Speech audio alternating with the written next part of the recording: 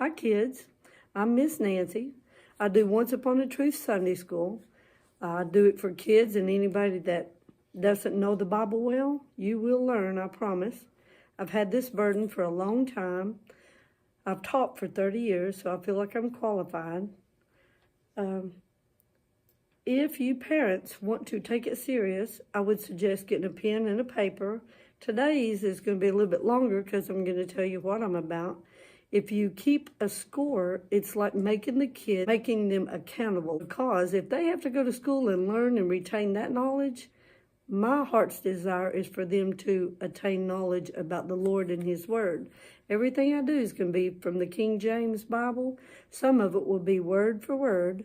But then at the end, I ask questions. So you might start out by helping them or by you writing it down so you can go back to it and ask them again. Just however you feel like you can do it and make it work for you. But anyway, pray about it is my desire. Thank you. So today's lesson is in the Old Testament, in Joshua 10, and I call it The Prayer That Stopped the World. My pastor really gave me this title, and I love this story. So guys, get your ears on and your hearts open. It came to pass when Adonizedek, king of Jerusalem, had heard how Joshua had taken Ai and had utterly destroyed it. Let me stop right there for a second. This is when the children of Israel is coming straight into the promised land, and they're having to go over and destroy everybody and some of the animals that was alive and take the cities. So he's already destroyed Jericho and Ai, and had utterly destroyed it, as he had done to Jericho and her king, so he had done to Ai and her king. And how the inhabitants of Gibeon had made peace with Israel and were among them. And here's why he was setting this plan up. That they feared greatly because Gibeon was a great city, as one of the royal cities, and because it was greater than Ai, and all the men thereof were mighty. Wherefore Adonizedek, king of Jerusalem, sent unto Hoham, king of Hebron. We'll go through this list 2 or 3 times if you want to mark it down. And unto Piram, king of Jarmuth, and to Japhia, king of Lachish, and unto Deber, king of Eglon, saying, so this king has called 4 other kings, and here's what he's wanting them to do. Come up unto me and help me, that we may smite Gibeon, for it hath made peace with Joshua and with the children of Israel.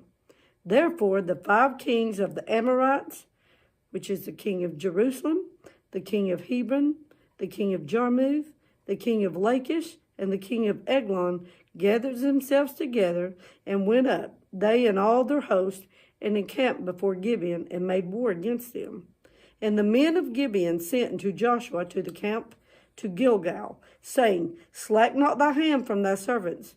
Here's what they wanted him to do. Come up and help him. Come up to us quickly and save us and help us. 3 things.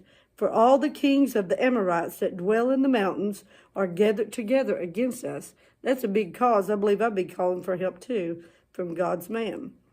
So Joshua ascended from Gilgal, he and all the people of war with him, and all the mighty men of valor. And the Lord said unto Joshua, fear them not, for I have delivered them into thine hand. There shall not a man of them stand before thee. Joshua therefore came unto them suddenly, and went from Gilgal all night. And the Lord discomfited them before Israel, and slew them. And kids, I always say slew means to kill. That's what he'd been ordered to do. Slew them with a great slaughter at Gibeon, and chased them along the way that goeth up to Beth-horon, and smote them to Azekah and to Makkedah. And it came to pass, as they fled before Israel, and were in the going down to Beth-horon, that the Lord cast down great stones from heaven upon them unto Azekah, and they died. Here's a cool fact, guys. There were more which died with the hailstones than they whom the children of Israel slew with the sword. Then spake Joshua to the Lord in the day when the Lord delivered up the Amorites before the children of Israel. Here's the prayer that stopped the world. I love this, guys.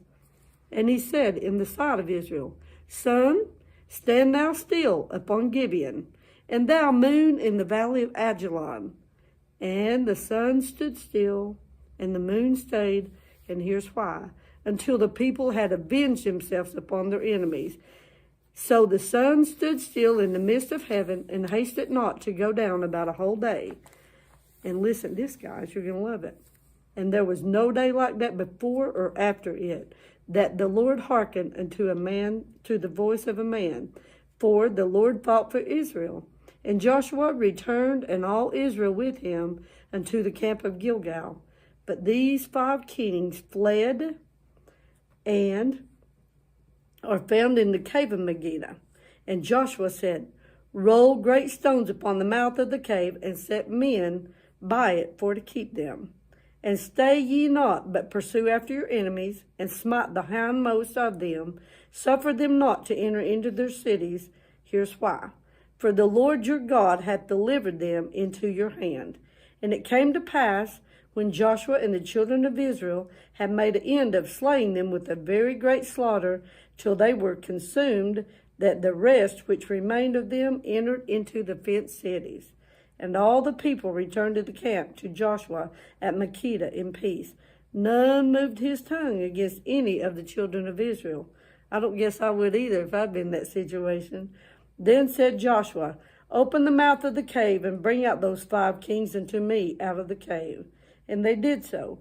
And they brought forth the 5 kings unto him out of the cave.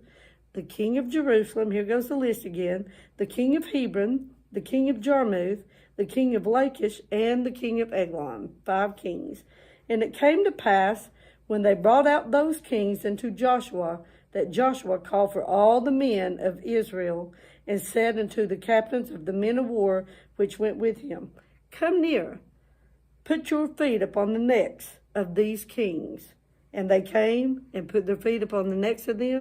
And Joshua said, Fear not, nor be dismayed, be strong and of good courage, for thus shall the Lord do to all your enemies against whom ye fight.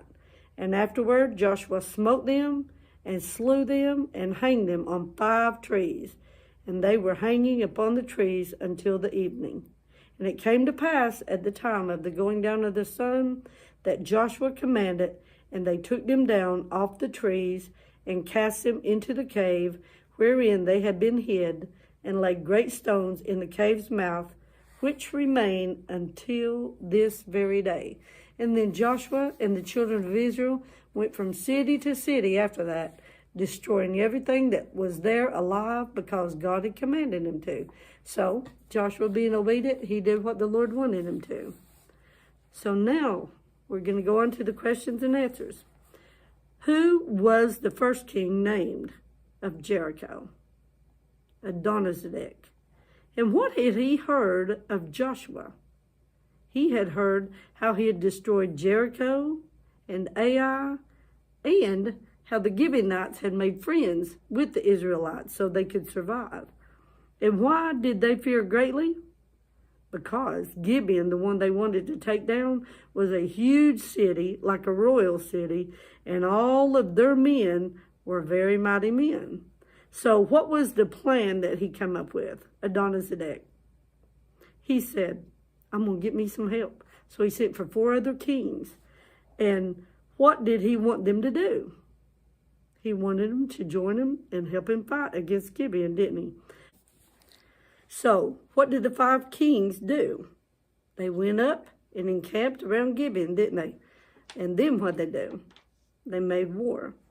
But what did the men of Gibeon do? They were smart men. Remember, they'd made a league with them to save their own lives. It was pretty good. They sent for Joshua because they needed help, didn't they? And what did Joshua do? He took all of his mighty men of valor, and he went up all night long to get there. And so, who else showed up on the scene about this time? The Lord did. And what did he do? He discomforted them. How did he do that? He chased them, and then what did he do? He cast big old hailstones down from heaven on them. Were more killed in the battle with swords, or was more killed by the hailstones? The hailstones. I knew you guys would know that. But when Joshua spoke to the Lord, when he delivered up the Amorites, he asked for something. What was it he asked for? Here's where the title comes in, the prayer that stopped the world. he said, sun, stand still upon Gibeon, and moon, stay in the valley of Ajalon. Did it happen? Well, yeah, it did, because God heard him. The sun stood still, and the moon was stayed. And why did Joshua ask the Lord for this to happen? So they could beat their enemies, so they'd have enough time before the sun went down that they could slay the rest of them. And how long was the sun and the moon still? About a whole day. And what does the Bible say about this day in the Bible? There's never been one like it before, and there will never be one like it, that he hearkened to a man's voice and did what he asked. Guys, when you pray to God, he created us, he created the world. He can stop the sun, the moon, the stars. He can make them fall. He can do whatever he wants to. And when you pray, you are talking to that man. Don't forget that. Anyway, so when Joshua and Israel returned to Gilgal, where was the 5 kings and what did they do with them? They were near that cave. And they put them in there, and Joshua said, put them in there, and put what at the door of the cave? A great big stone. He also said, set some men up there to watch them. So they did. And then they went on and wreaked havoc with the rest that was still up with it.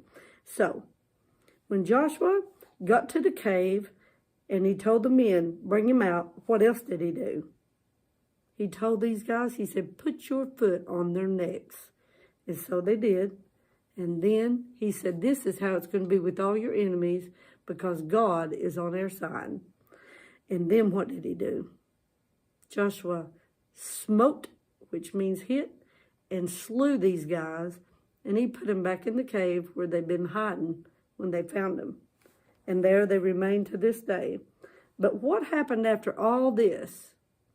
They kept going from town to town, city to city, and wreaking havoc and killing and slaying like the Lord had told him. Why did Joshua do that? Just what I said. God had commanded him to. Do you know what he commands us to do, kids? Go tell the world. Go tell the world about him. We're going to get into this deeper and deeper, and you'll learn so much more, and you'll be thankful you did. And you parents, give them a reward when they listen really good and pay attention. You can do 1 movie a month, or just get them a little something to eat that they love, or let them have a friend over. But if you reward them, they're going to learn it. God gives us good things all the time. So I'll see you next time. Bye.